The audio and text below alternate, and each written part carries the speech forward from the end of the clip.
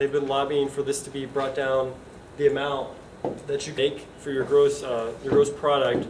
Like income less than 2.5 million right now, they can receive subsidies. So they're trying to lower this. President Bush wants it to be like 200,000, where if you make more than that, then you're not going to get like a certain amount of subsidies. And other places are lobbying for it to be like 500,000. A lot of it is like they're trying to lower the amount of this money, but they differ based on where it's at, like what price value they expect it to lower to.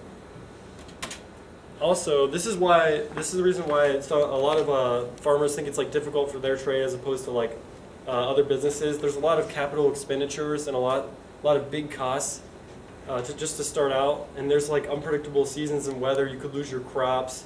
They don't really get the tax breaks as opposed to these big foreign companies. The smaller farmers don't get as much of these tax breaks. But we look at the farmers as being very important, like people with our culture and stuff, and our just basic economy.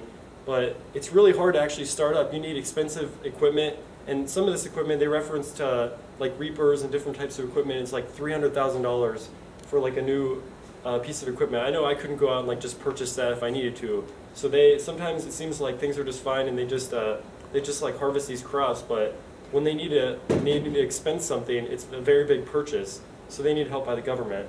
And now Lonnie's going to talk about the opposing viewpoint of. Go ahead.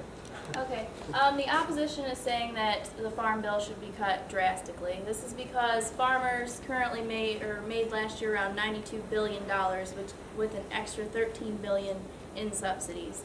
The typical farmer made around $90,000 and could possibly make a gross income of $2.5 million with government's help. The original intent of the farm bill was to help regulate prices. It was brought into effect during the Depression when farmers were having a hard time of it, and it was meant to be temporary. And their third argument is that